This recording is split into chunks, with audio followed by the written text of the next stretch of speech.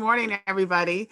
I am excited to be here this morning. Looking forward to getting a chance to share with you all.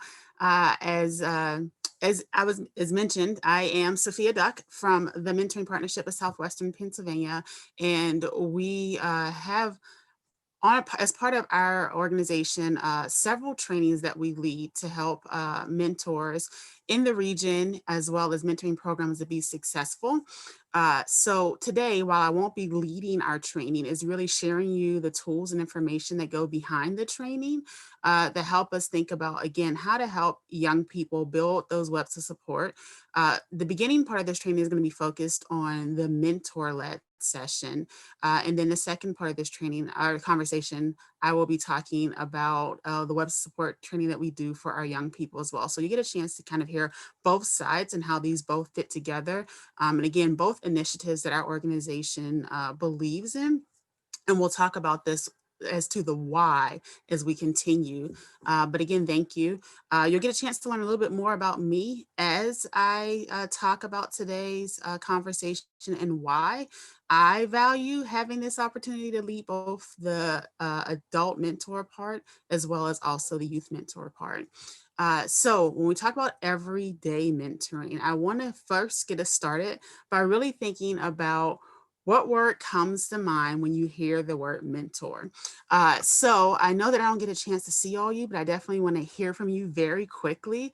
So if you can go to mentee.com, and if you have your phone, you can take a picture of the QVC code on here, and it'll take you right to the website, but it's mentee, MENTI.com. And then the code you're going to use is 7527360.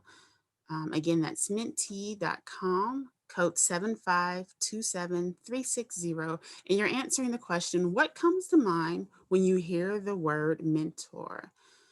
So I am going to switch screens here very quickly. Very quickly. And hope, oh, there we go. We're starting to get in. So we're going to look at this word cloud. And I kept open so that you could only answer once. So pick that first word that comes to mind. And we're seeing here guidance, accepting, advocate, which are very powerful words, support, fantastic. When you think about mentoring, all of these words I agree with, right? These are definitely words that help reinforce the conversation that we want to have today. So kindness, influence, fantastic. We see some words that are obviously very popular, right? So as support has showed up again, guide again. And I'll just leave this open for a few more seconds here just to see what other words are coming to mind as you think about the word mentor.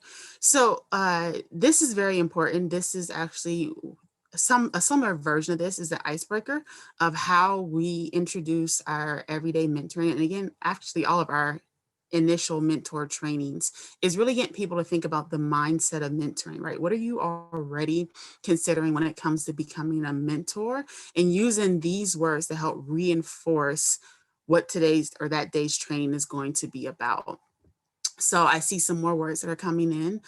Reciprocal, I like that, right? Because we're both getting a chance to be a part of this experience. And I love that, right? I'm learning from the young person as much as they're learning from me. Listening becomes a big part of the conversation when it comes to mentors. Successful mentors are those that listen. So that's great. So I'll give just maybe 10 more seconds to see if any other words jump in here. But when we think about this, so what I like to do is the working definition of a mentor that we use is a wise and trusted guide. Wise and trusted guide. So guidance popped up here, which is fantastic. When you think about people that you trust, trying to keep bringing some of those keywords, right? So I trust people that are supportive. I trust people who are kind. I definitely trust people that are listening to me. And then the wisdom part comes from the leadership, right? Someone who has influence, someone who is inspiring. So all of these words will come into play. So I thank you all for participating in that mentee and that opening up our conversation for today. So I'm gonna go back to my PowerPoint and let's continue to talk through today. So as we talked about all these words that come to mind when you think about mentor, again, what the question that generates is, so what is mentoring, right? So on the screen, you'll see there's a lot of different ways that mentoring happens. Naturally, there's people think of formal mentoring, right? So I'm in a program like a Big Brothers, Big Sisters, where I get a chance to work with one consistent adult as a young person. I know what time we're meeting. I have a general idea of what our conversations are going to be based on. Is it going to be academic? Or are we career focused? And we have that formal relationship. Everyday mentoring, however, is more of that informal mentoring. It just naturally happens. It happens within various ways that our life are organized, right? So we have coaches that show up as everyday mentors for our young people. We have peer mentoring that naturally sometimes just happens, right? So being close to somebody that may be a little bit older.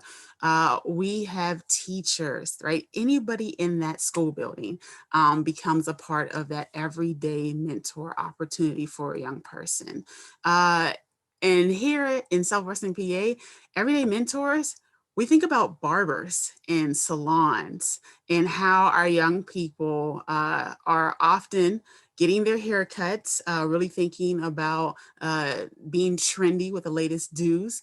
And those barber shops and hairstylists and even nail technicians have a chance to really deposit amazing mentor-like opportunities with those young people that they're seeing on a regular basis, right? There's a lot of loyalty that comes into barbershops. So really thinking about, I'm seeing the same person weekend after weekend, and how we can be really intentional about what that looks like. And I'll give some more conversation around other potential everyday mentors as we talk about the people that we lead this training for. But when we think about mentoring, it's not, again, those formal, but I'm thinking more specifically in this conversation about those everyday mentors. Who spends time with our young people? So again, as I already mentioned, our working definition is a wise and trusted guide, right? So those coaches, those teachers, barber shops, all of those people are part of this conversation. So why do we think everyday mentoring? So this is again, something that our office looked at and was thinking about how to be more intentional to give those webs of support and to make sure that our young people have a holistic opportunity, right? The more caring adults in their lives, recognizing that these people have the opportunity to really deposit multiple mentor-like experiences for our young people. We've thought about how the tenets of everyday mentoring is so important. So I'm going to go through the next couple of slides and really talking about why everyday mentoring showed up as something that we wanted to take on as an initiative. So there's the commitment to purpose. Again, being more mentor-like, however you can, whenever you can, and with whatever youth you can encounter in your life, right? So me personally, thinking about my experiences, right? I am a coach. I coach I used to coach 2 high school sports. I'm really just focused on one at this point, but it's a year-round commitment, right? So I have a fall season, I have a club season, and then I have a spring season. So really working with my young people in multiple ages year round. So there's that commitment to purpose, to working with them and being mentor, like not only as a coach, but also thinking about what their next steps are going to be. Because I value that most of them are not going to go to school as an athlete, but more as a student trying to pursue whatever their passions are, right? I'm also an aunt. And I cannot tell my sister or brother how to do what it is to be a great parent, but I can be there as a support for my nieces and my nephews, right? So getting a chance to be able to really help them navigate. And then I'm in the school building on a regular basis with my young people, talking to teachers and other coaches. So really just thinking about what our commitment to purpose is with all of the youth that are around us. Recognizing every child. So oftentimes when I lead this training, especially for a school, we really talk about the fact that a lot of young people walk through the halls and cannot say that they have a deep connection with anybody in that school building, which for a lot of teachers is like, what do you mean? I talk to my young people on a regular basis. Like every day I'm having a conversation with them, I'm teaching, but there are young people who feel invisible in that school. And when I'm leading this training, I'm asking people to tell me who mentored them. A lot of people can think back to either high school or middle school and go, nope, nobody mentored me. So really thinking about the fact that every young person feels recognized, and how do we get to that place, which is why everyday mentoring is so important. So be aware and responsive to every child, which takes a lot of intentional focus, right? More youth benefit from everyday mentoring interactions that nurture their sparks and attend to their needs. So sparks is a key word here, because when we think about young people, we all have, and so think back to yourself. What is something that was really exciting for you growing up outside of going to school, right? When we think back to middle school or high school, most of the time it wasn't a class, it wasn't a particular subject, but more the things around that, right? So for me, sports was something that was really important. Theater, I was part of the drama team, right? Whether or not it was, maybe it was a typing class, but what were the things in that class or in that school that really excited you, right? People who were in the band. Sometimes we go to the school as a means to end, right? I have to get good grades in order to be on this specific sports club. I have to go to school to be a part of the band. So really thinking about what those sparks are. What are the things that are keeping the young people interested and exciting? And as everyday mentors, we can play off of that to continue to help our young people grow. So being present, right? So the Search Institute's Development Relationship Framework really discusses what being present looks like as part of that expressing care. So with us as everyday mentors, we want to make sure that we're being present. We're finding opportunities to make a mentoring difference in everyday moments, right? So sometimes some things just young people will talk to us and they'll share, and you're like, oh, that's so trivial. Like they're just thinking right now in this moment and not like the long term, and we can be so dismissive. But for that young person, that is very important to them, right? So being able to really think about that moment, how important it is to that young person, and being fully present and helping them to really think about how this may apply to another part of their life, what could be a growing opportunity for them, setting goals, really getting a chance to do that for young people. As I continue, I thank you again for really thinking about how everyday mentoring is so valuable, right? Be aware of your interactions. Whew, this is tough for us as adults, right? Recognizing that young people are constantly watching us, listening to the things that we're saying and sharing, and even how we work with other adults in our lives, right?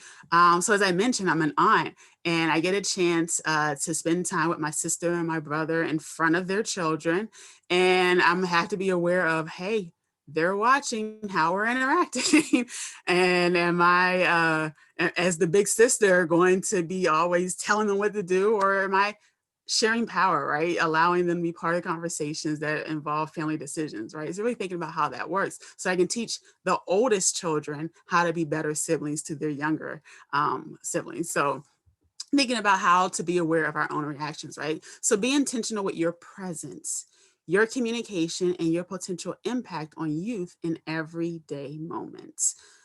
So right now, right, having conversations with my niece and nephew who are here, they're being virtually schooled in my home during the day, and really thinking about how they see me working, right? They hear conversations that I'm having, they see me navigating some of my challenges.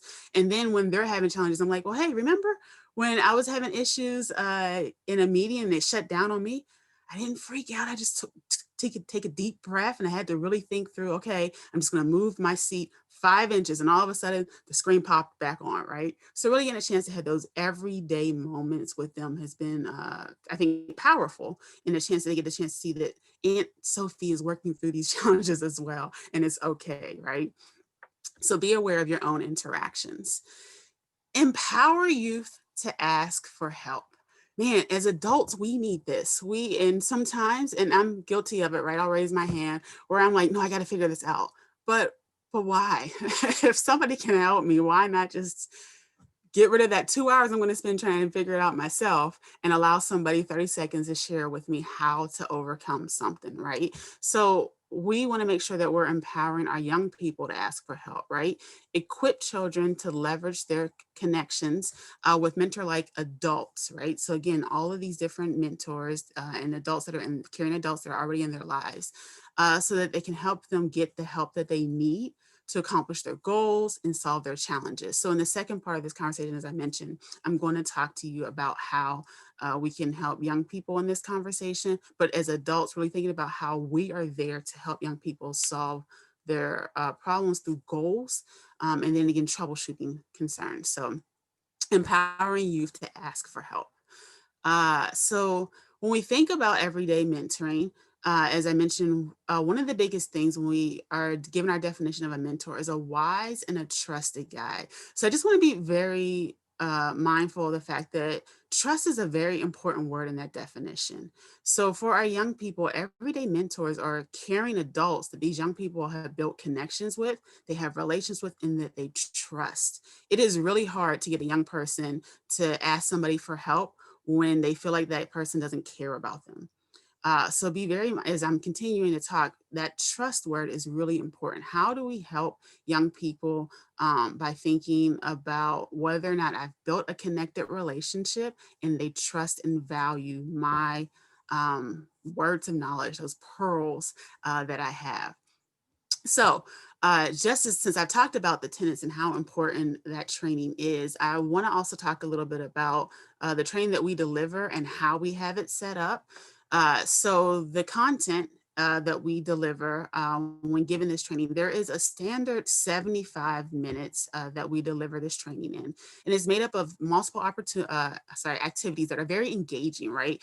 So it's not just a sit down and listen, but more of a let's practice and practice. Let's really think about how to do this hands on, so that when people leave the training, they're not, well, I wonder what she meant by that, but more so, oh, we had a chance to really talk about how to be present in my classroom or how to be present as a coach, right? Because that's when I first started as a coach, a young 20 something.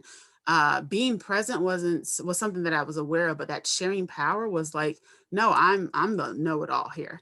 But really getting a chance to really engage with our young people and learn how they want to be coached is really important for their success. So thinking about that standard training is about 75 minutes.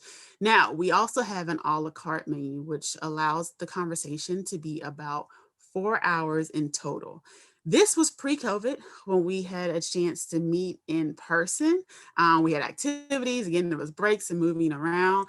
Now, and in this current pandemic, our trainings are no longer than 2 hours just because of Zoom fatigue. So if we were to do a 4 hour, we would definitely do it over multiple days if that is what an organization wanted to do, but really thinking about how this content, what we think is just standard 75 minutes, getting a chance to really a little bit over an hour, think through what everyday mentoring is for any group, and then stretching it out to 4 hours. If needed, based on additional conversation, really thinking about what boundaries, conversations need to happen for young people. That is something that can be stretched out, obviously, with more time. So then we also, I want us to think about the audiences, right? So I mentioned to you all that coaches, teachers, barbers are like the really kind of general ideas of thinking about everyday mentoring, but the whole school district. So lunch ladies, lunch staff, I'm sorry, I didn't mean to be very specific to lunch ladies, right? Thinking about the entire cafeteria custodial team, right? These are people in the school that have touches with our young people and have a chance to be very mentor-like, as I've already shared, right? So we had an opportunity to deliver this training for entire school districts, where we led it for teachers, led it for the principal, student teachers, and then we did it for cafeteria staff. We also did it for crossing and life, crossing guards. So really getting a chance to think about who's sitting there with your babies at the beginning of the day, as they walk over to wait for that bus, right? So really thinking about how they have those intentional moments first thing in the morning. And then at the end of the day too, when they get off of that school bus, having those, hey, how was your day today? You look a little down. Or this morning you told me you were preparing for this speech. How did it go, right? Those additional opportunities to be present and talk to our young people. So when we think about audiences, not just, again, those teachers and coaches, but really every person that shows up in the lives of our young people, and how we can give them that 360, 100 degrees approach of really thinking about how we are always surrounding young people with caring adults. So tutors, sports programs, and everything that our young people are really interested in goes back to those sparks. What are the things our young people are doing, and who are the adults that are there in the rooms with them? And that's who our audience is. The typical needs. So when I'm thinking about when we're talking to an organization about everyday mentoring, some of the things that I really make sure that I am approaching is how to be an effective mentor. This is a question that I'm always asked when organizations reach out to is, so I think what I really want you to cover is how to be an effective mentor. Like, okay, well, we got that. We can definitely talk about what this is going to look like. I can help you really think through this. It's helpful for me when setting up the training is if you can give me some examples of how mentors have had some better than situations, right? What could have been better if this happened, or what issues may have resulted in the past. And for new programs, right? Because we love, especially at the Mentoring Partnership, helping new programs to get established, is thinking about why they want to start a program, right? What is the need that they're trying to address in their community or their school? So we want to make sure that we're helping everybody think about ways to be an effective mentor. The ways to engage during the pandemic, that was the very first thing that came out of our conversations in April. So I led our very first virtual training, and it was on thinking about transitions, right? And it was, well, how do I engage with a young person via a computer screen? So we really talked about the ideas of being present. We focused again on that Search Institute development relationship. We're really thinking about, we know how to do this in person. It's not reinventing the wheel, but more so just being more creative in our ways of engagement, right? So this is what everyday mentoring has really focused on lately. And then how to develop listening and problem solving skills. I mentioned to you guys earlier, and it was shared even in that word cloud at the beginning, is how do mentors do what they do, or what's the word that you think of when it comes to mentoring? And listening always comes up.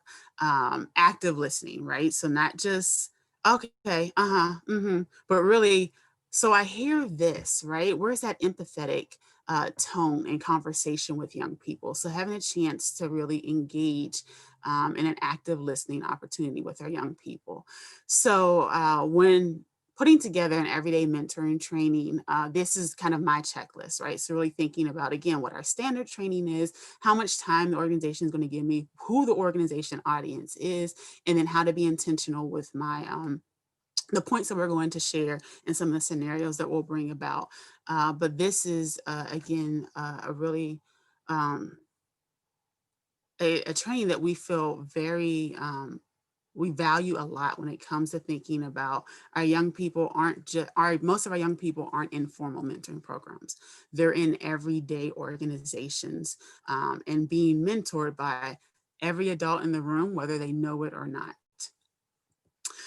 So then some of the takeaways that we deliver for the mentors to participate, again, obviously is handouts, right? So just things, remember how to be an active listener. We give them handouts that really talk about how to think through problem solving for a young person, or even just setting goals. We also encourage all of our mentors to sign up for our everyday mentoring tips. It's something that we just send out weekly, and I will have a link for you all to see that you can see it as well at the end of this presentation. But really thinking about, we lead this training for in the smallest an hour and 15 minutes, and then they walk away and you're like, oh, I just wish I had a little bit more, right? Because why not? Why wouldn't you want to hear from me every week, right? So our team gives you guys an opportunity to hear more and just more practical.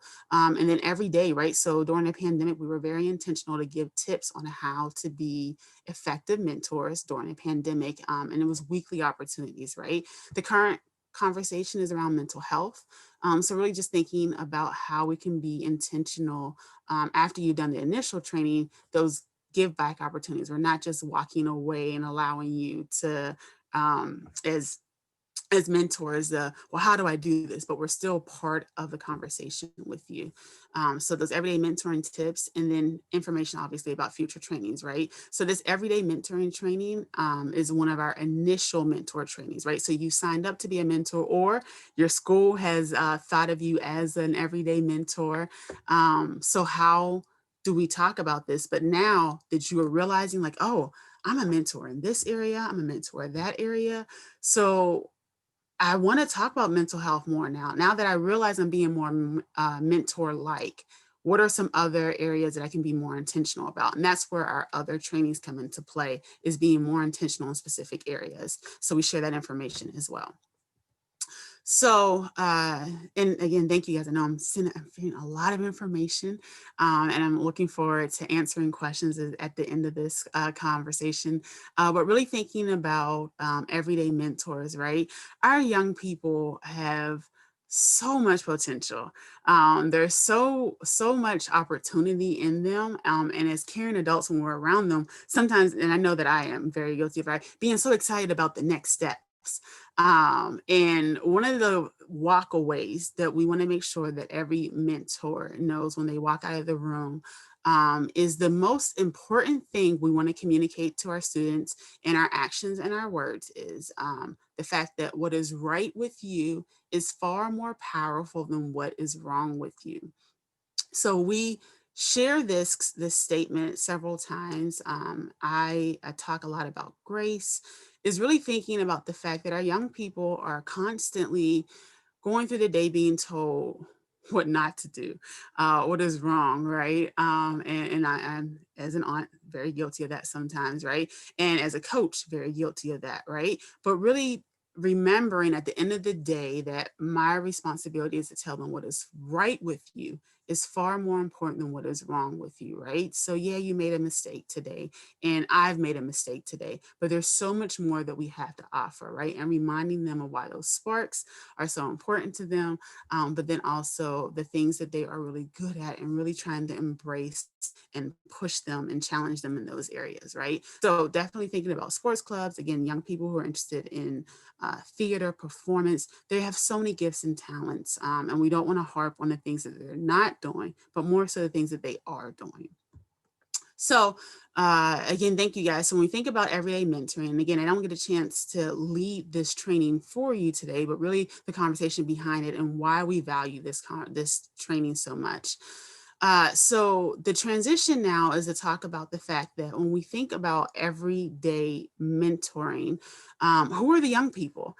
So when we started Everyday Mentors, it was, well, this is great, but we need something for the young people so they can understand why this relationship works and what the match to that is, right? Because two pieces, because somebody said reciprocal, right? They all come together. So that's what I'm making the most of mentors is really around, is that I am not in a formal relationship, or maybe I am, because this training has been led in several different ways. But I want to be able to get the value out of all of the adults in my life. So we have a training called Making the Most of Mentors that we offer, again, here through Southwestern PA. And the training is built around a couple of different pillars here, right? So the first thing that we always talk about when it comes to being an effective mentor is helping our young people think about goal setting, right? And we mentioned that earlier. Again, that definition of a mentor is a wise and trusted guide. So if I'm going to guide you, let's put some goals together. Let's think about what you actually want to do. And I want you to tell me what you want to do, not me tell you what your goal should be, right? Because especially as a coach, I've seen young people and I'm like, oh, she reminds me of myself. She's going to be this type of a hitter. She's going to serve like this. But as I start working with her or him, and I realized, you know what, I'm left and they're righty. That's not going to work. I really got to think about what's going to be best for that young person, right? So thinking about allowing them, again, to tell me what their goals are going to be and to help them navigate it.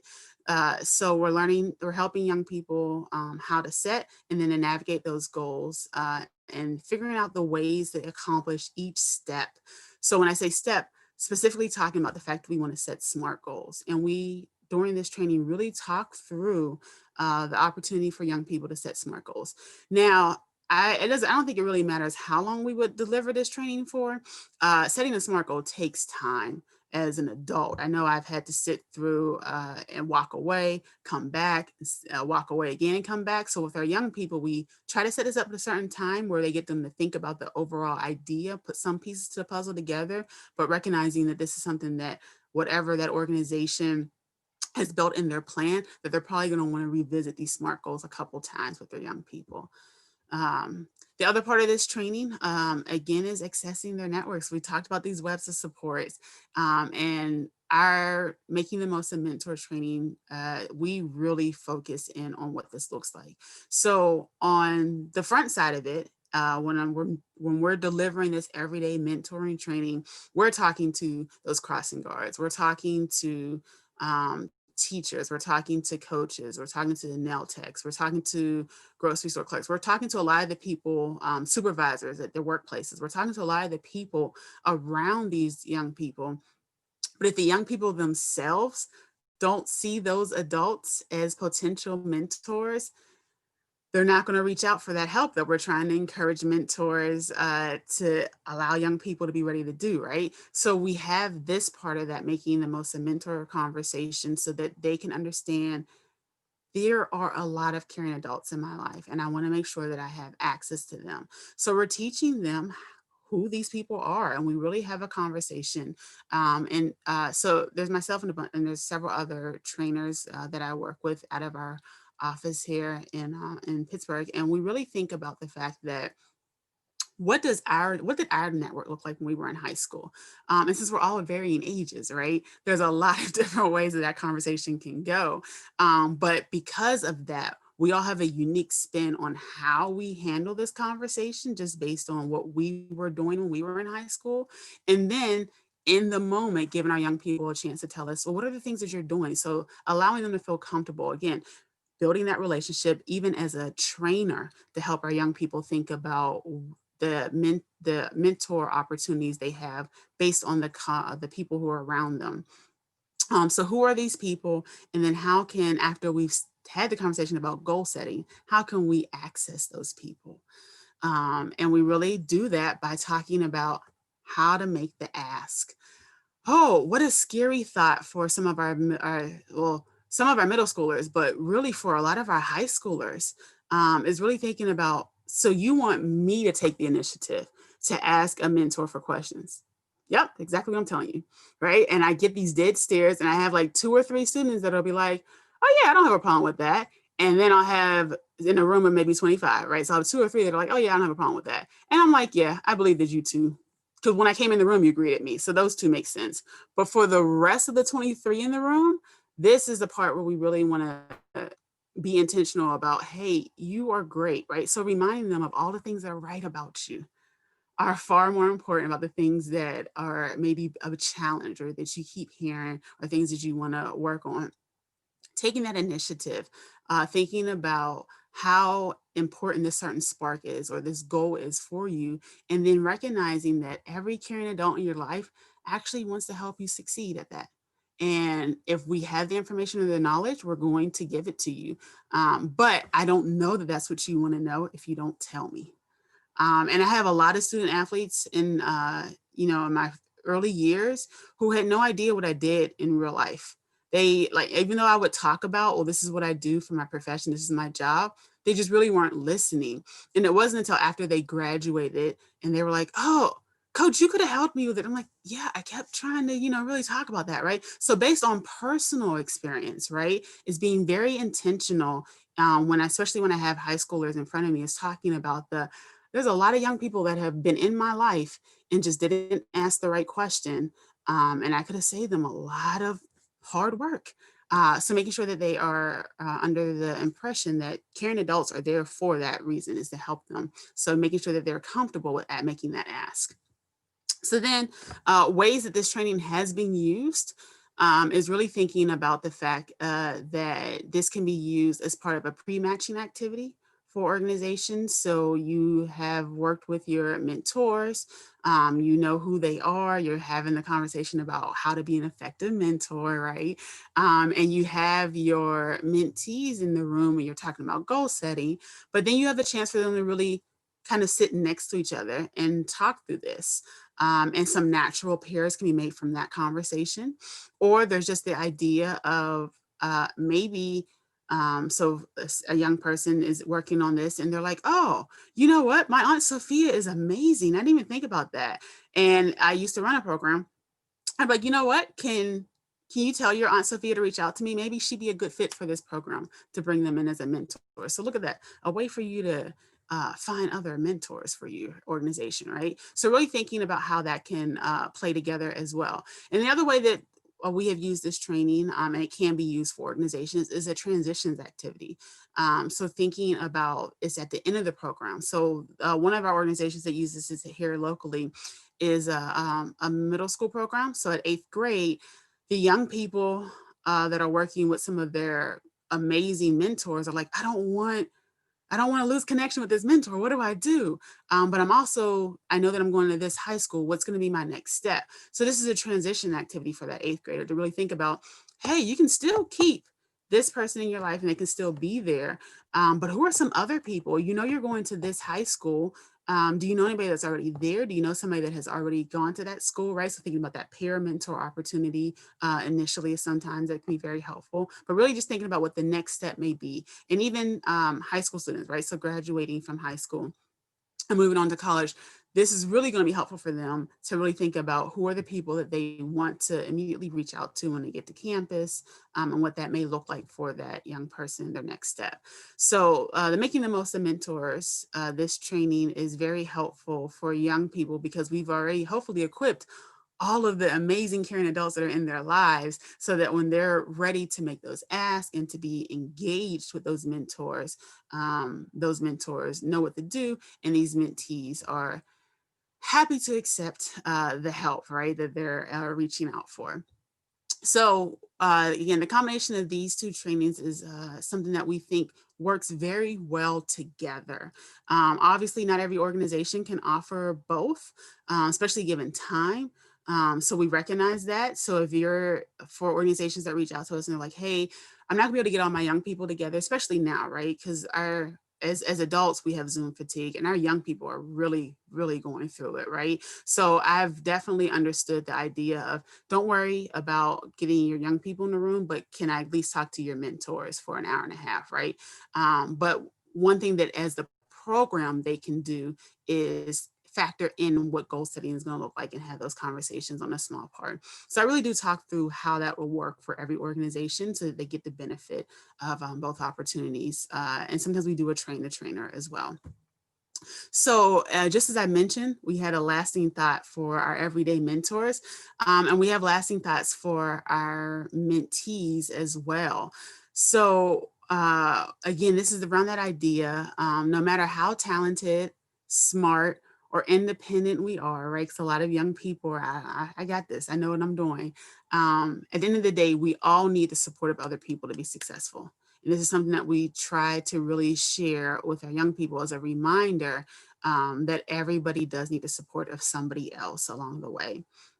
And then the other thought is the next time you're in a situation where you think someone might be able to help you, definitely take the time to make sure that you take the initiative, to reach out. You never know what doors might open. And every one of the trainers on our team here has a personal story that they like to share at the end. They really talk about the fact that this is, when I look back, I'm really glad I said something to somebody because now here I am in this position as a result of my initiative, right? And sometimes for young people, they're like, man, you just made that story up. But then other times I've had a lot of aha moments where young people were like, oh, wow. Thank you, right? So that lasting impression as they walk away is I need to start being more intentional on reaching out, which is what we want our young people to do anyways, right?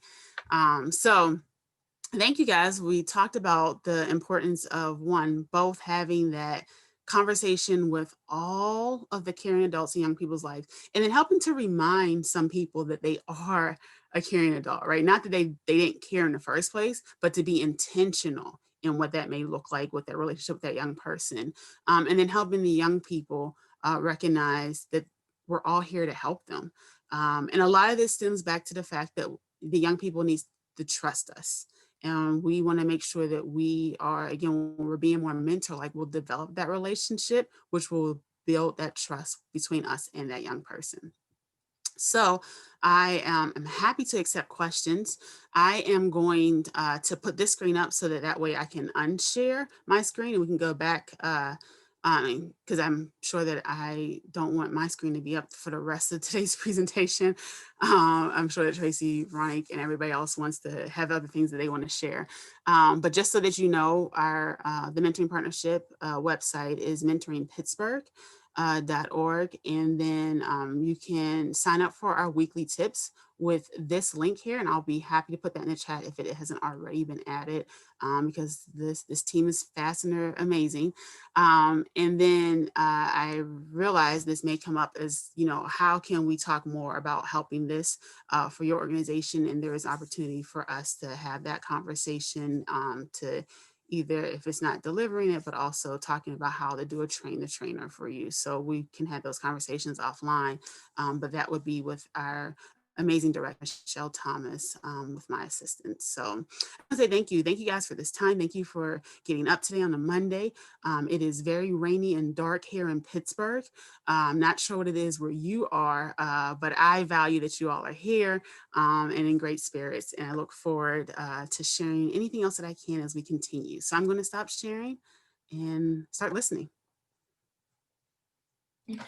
Thank you so much, Sophia. This was a great introduction to the practices you've implemented to develop mentoring mindsets in both adults and young people in your communities. And it's quite interesting, right? It's one thing we found in our own state of mentoring research in Canada, and that it's no surprise there that the vast majority of young people who report having had mentors when they were growing up, they report having had natural mentors or informal mentors at a much higher rate than the young people we see in mentoring programs and services. So I think that developing this mentoring mindset is something that is significant, and perhaps the next big step for mentoring movements across the world. I'm going to hand it over to Tracy to help us, I think, understand a little bit what this means for us in Canada, and perhaps ask Sophia a question or two. So Tracy, just up to you. Perfect. I know that there is one question in the question and answer, so I will get to that in just a second. But Sophia, part of our work as well, and for the attendees today at Mentor Canada, is that we are wanting to pay close attention to informal and formal mentors, and how we can support those informal mentors to understand that their interactions on a daily basis are having an impact for young people.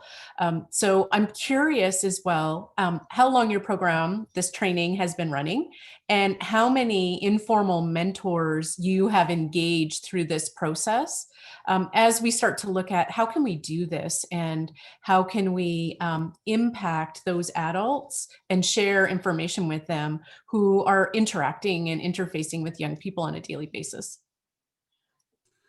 Fantastic question. Thank you.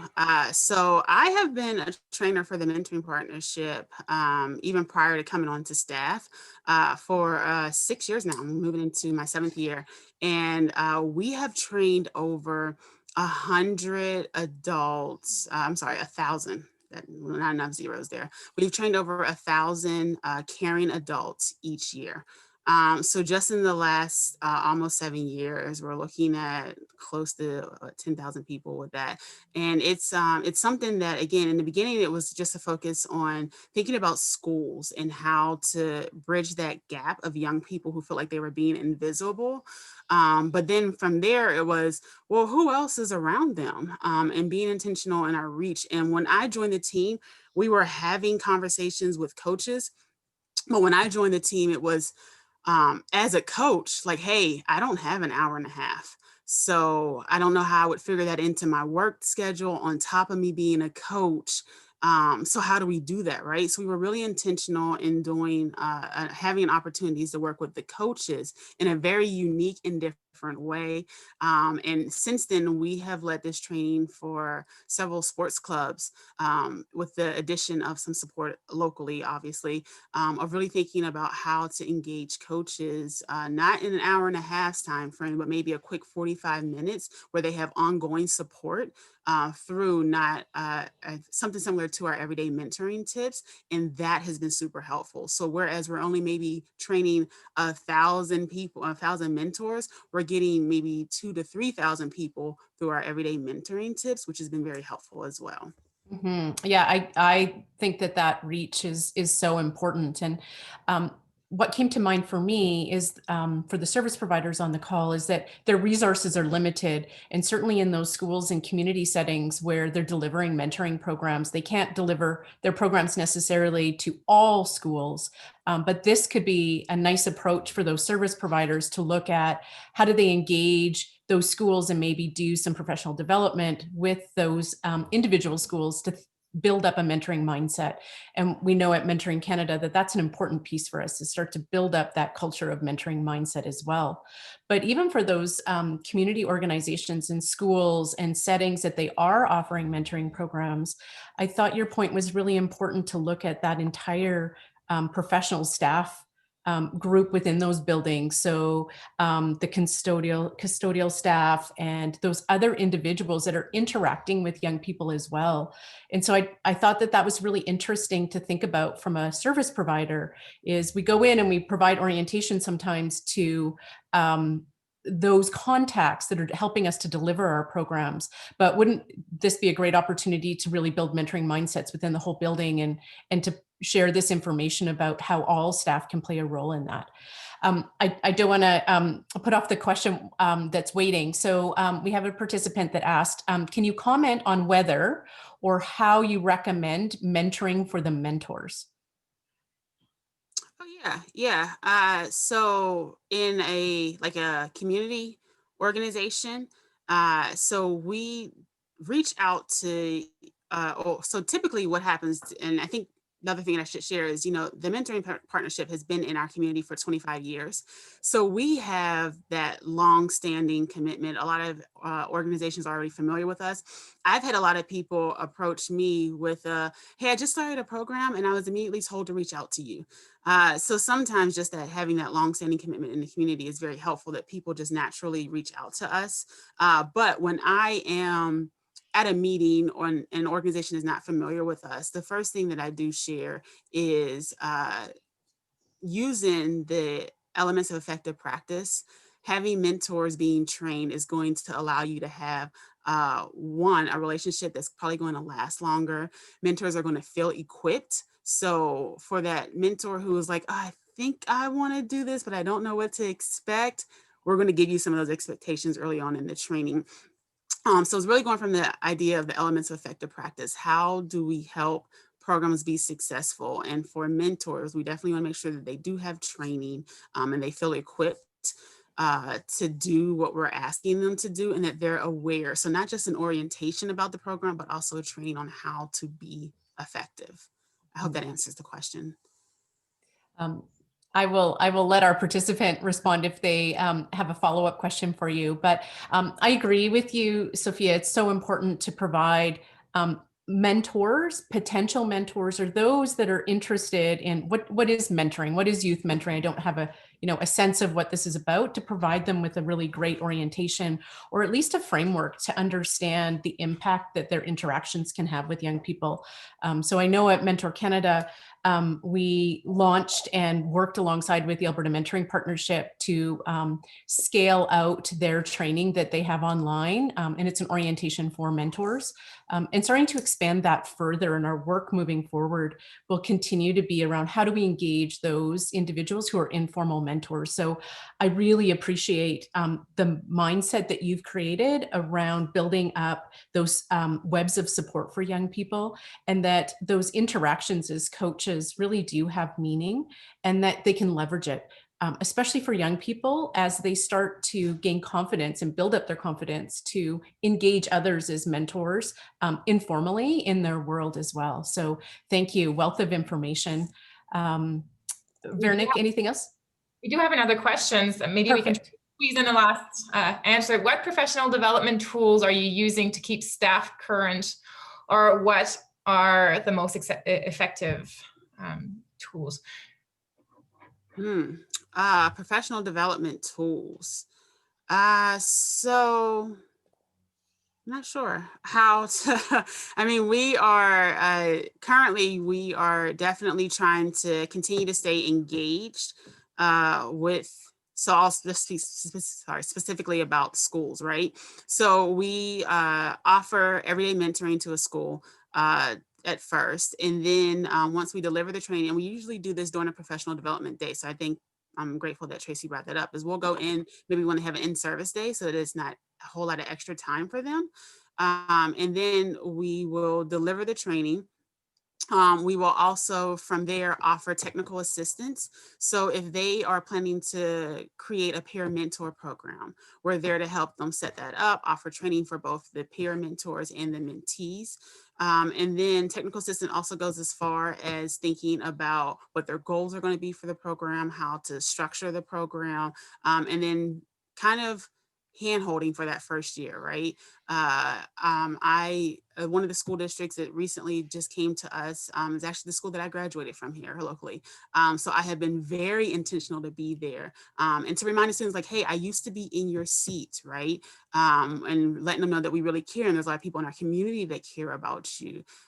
So that's some of the ways that we are being intentional with helping a lot of our programs. And I'm not sure that answered the tools part, but this is that consistent ongoing support that we're giving them, in addition to also thinking about the fact that we do have I think it's quarterly emails, quarterly emails that go out that are specifically just to schools about ways that they can either adopt mentoring, be more intentional in some of their conversations. We have activities that they can be invited to. We do help them think about how to recruit mentors if they are bringing mentors into the school building. So these are some of the things that we're doing to support programs. Thank you, Sophia. That brings us to time, and I want to be conscious of everybody's other commitments. So please join me in thanking Sophia for joining us today and letting us know about some of the innovative practices that have been implemented in Southwestern Pennsylvania. Thank you to Tracy, who's helped us contextualize this for our Canadian landscape. I've put the link to our orientation for new mentors in the chat box, so have a look. This is another way that you can help adults in young people's communities to develop mentoring mindsets and be present for them. Thank you, everyone, and we hope to see you next week, no, actually 2 weeks from now, and attend Dr. Schwartz's presentation on her research to developing newer approaches to mentoring older adolescents, so particularly supporting them in their life transitions. So thank you, everyone, and I hope you have a lovely afternoon.